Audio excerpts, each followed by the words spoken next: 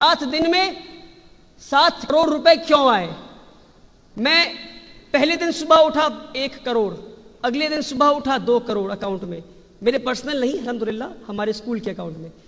तीसरे दिन सुबह उठा 3 करोड़, चौथे दिन, 5वें दिन, छठे दिन, 7 दिन। तो मैं मुसलसल एक शुक्र के हाल में था, क्योंकि मुझे यकीन नहीं हो रहा था कि लोगों के 100 रुपए से हर दिन आपके अकाउंट में 1-1 करोड़ रुपए आ सकते हैं। मगर मैं खुद से ये पूछ रहा था कि या अल्लाह ये क्यों, या अल्लाह ये क्यों, या अल्लाह ये क्यों। और आखिर कई दिनों तक मुहासबा करने के बाद मैं इस कंक्लूजन पे आया कि ये 3 रीजंस ऐसे हैं जो मैं चाहता हूं कि आज आप ये 3 रीजंस लेकर घर वापस लौटे इंशाअल्लाह, जिसकी वजह से मैं ये कहता हूं कि 7 दिन में अल्लाह की इस कदर गैबी मदद आई, इस कदर गैबी मदद आई। वो 3 चीजें क्या है? फर्स्ट, कि हमारी नियत साफ हो, हमारी नियत सिर्फ और सिर्फ अल्लाह की रजा के लिए हो। यानी अगर अंग्रेजी में बोले, the intention should be in its purest form, and the purest form of intention is nothing but the fact that you do everything. आप सांस भी ले तो अल्लाह की रजा के लिए। यानी अगर आप यहां बैठे हैं तो आप अगर अभी ये नियत कर ले कि मैं यहां बैठा हूं सिर्फ और सिर्फ अल्लाह की रजा के लिए, तो अल्लाह की गैबी मदद आएगी इंशाअल्लाह। दूसरी बात कि आप मेहनत करें, आप मेहनत करें। कैसी मेहनत? सहाबा वाली मेहनत। कैसी मेहनत?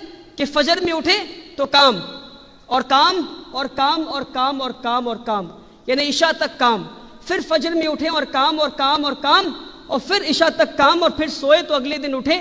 अगर आप हर दिन इस कदर मेहनत करेंगे, और मैं कहता हूं जिंदगी का उसूल ये होना चाहिए कि जमीन पे काम, और मेरे साथ आप दोहराएं, जमीन पे काम, ऐसे नहीं चलेगा, जोर से कहें, जमीन पे काम और कब्र में आराम इंशाअल्लाह। ये जमीन आराम के लिए नहीं है, हम आराम करेंगे इंशाअल्लाह, मगर आराम की जगह कब्र है इंशाअल्लाह। अगर हम इस कदर काम करेंगे और करेंगे और करेंगे तो अल्लाह की गैबी मदद आएगी इंशाअल्लाह। और तीसरी चीज, तीसरी और आखिरी चीज, नियत, मेहनत, और तीसरी और आखिरी चीज मैं कहता हूं वो है कुर्बानी।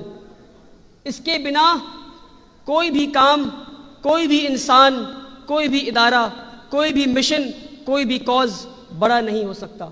You can not reach the pinnacle of greatness अगर आप कुर्बानी देने के लिए तैयार नहीं हैं।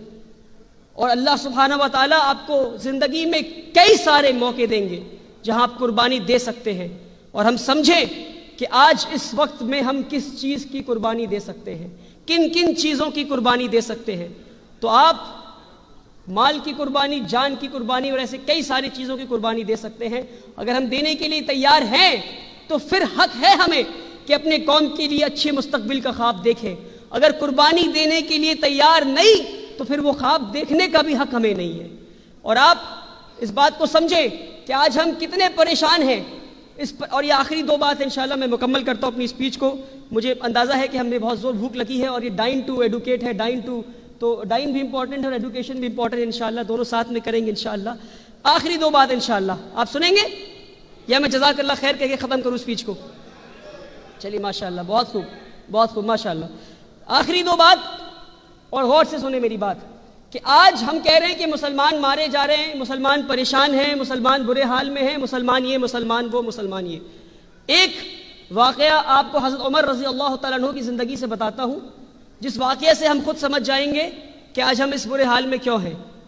साद बिन अबी वक़ास रज़ी अल्लाह तआला अन्हु जंग की मैदान में थे और पर्शिया कॉन्कर करने गए थे। कहाँ थे? जंग की मैदान में थे और पर्शिया कॉन्कर करने गए थे। और खलीफा कौन? उमर रज़ी अल्लाह तआला अन्हु।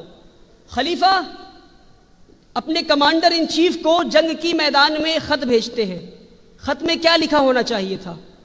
यह लिखा होना चाहिए था कि जंग में कौन से औजार इस्तेमाल करने हैं, कौन से वेपन इस्तेमाल करने हैं, जंग जीतना कैसे है, जंग लड़ना कैसे है, जीत गए तो क्या करना है, हार गए तो क्या करना है, ये लिखा होना चाहिए था खत में।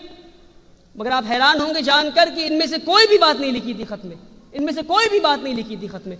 खत के पहले 2 लाइन मैं आपको पढ़ के सुनाता हूं। पहला लाइन खत का, कि मैं तुम्हें हुक्म देता हूं कि तुम अल्लाह से डरो। जंग के मैदान में अल्लाह से क्या डरना। मगर आप देखें कमांडर इन चीफ को खलीफा क्या लिखते हैं कि मैं तुम्हें हुक्म देता हूं कि तुम अल्लाह से डरो। खत की दूसरी लाइन, कि मैं तुम्हें और तुम्हारी फौज को यह हुक्म देता हूं कि तुम बदआमाली से बचो, کیونکہ تمہاری بدعمالی تمہارے دشمنوں سے زیادہ خطرناک ہے۔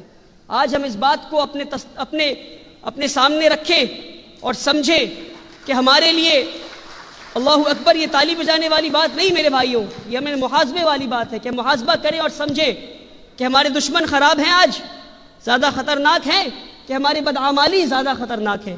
تو اللہ تعالی ہمیں بدعمالی سے بچائے تاکہ ہم اس مصیبت والے گھڑی سے انشاءاللہ نکل سکیں۔ اور آخری بات کہ ہم سب اپنے قوم کے لیے اپنے قوم کے مستقبل اور اپنے مسلمان بھائیوں کے لیے ایک محل بنانا چاہتے ہیں۔ محل سے مراد کہ خوبصورت مستقبل چاہتے ہیں بنانا، ایک خوبصورت محل چاہتے ہیں، مگر پریشانی کی یہ بات ہے کہ ہماری کمیونٹی میں ہم سب وہ پیلس تو بنانا چاہتے ہیں، مگر ساتھ ہی ساتھ اس پیلس کے بیچ میں جو خوبصورت جھومر لٹکے گا، ہم سب وہ جھومر بننا چاہتے ہیں، ہم سب وہ جھومر بننا چاہتے ہیں۔ جب پیلس نہیں بن پایا، جب محل نہیں بن پایا تو وہ جھومر لٹکائیں گے کیسے، وہ جھومر بنیں گے کیسے؟ آج ضرورت ہے کہ ہم وہ پلرز بنیں، ہم وہ کھمبے بنیں جو زمین کے نیچے دھس جائیں، نہ ہمارا کوئی ذکر کرے، نہ ہماری کوئی تعریف کرے، نہ ہمارے بارے میں کوئی لکھے، نہ کوئی واہوائی کرے، نہ تالی بجائے ہمارے لیے۔ ہم اگر یہ پلرز بننے کے لیے تیار ہیں جو زمین کے نیچے دھس جائیں گے اور نہ ہمیں کوئی یاد کرے گا، تو شاید، اور میں یہ کہتا ہوں شاید، ہماری اگلی نسل وہ پلرز بنیں گی جو زمین کے اوپر دکھیں گی، اور شاید ہماری اس کی اگلی نسل وہ دیواریں بنیں گی، اور اس کی اگلی نسل چھت بنے گی، اور اس کی اگلی نسل گنبد بنے گی، اور شاید اس کی اگلی نسل وہ خوبصورت جھومر بنے گی جسے لوگ دیکھ کر کہیں گے واہ ماشاءاللہ کیا بات ہے۔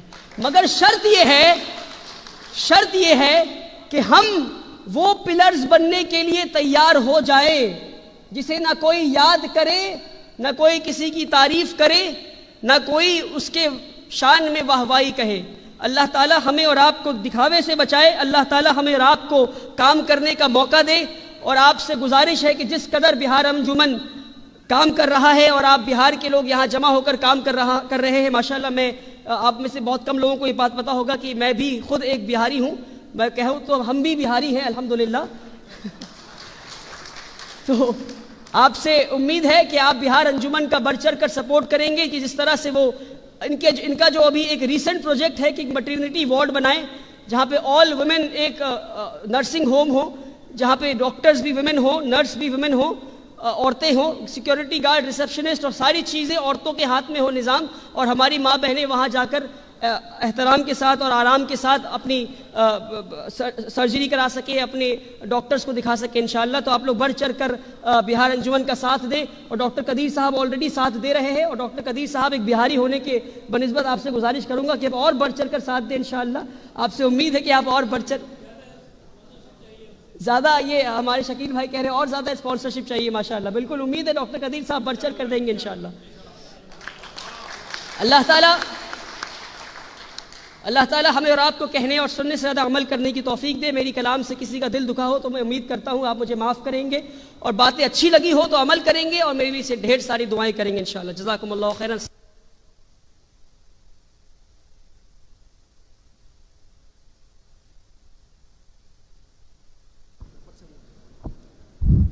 اللہ کرے زور شباب اور زیادہ۔ آپ کو ولی رحمانی کی گفتگو سن کے خود اندازہ ہو گیا ہوگا کہ یہ نوجوان کس قدر اسپیشل ہے جو ہمارے درمیان ہے۔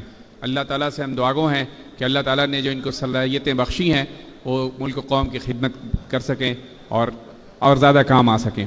اب میں آخر میں خواہش کروں گا مولانا موتی الرحمان صاحب کو، جو توحید ایجوکیشنل ٹرسٹ کشن گنج بہار کے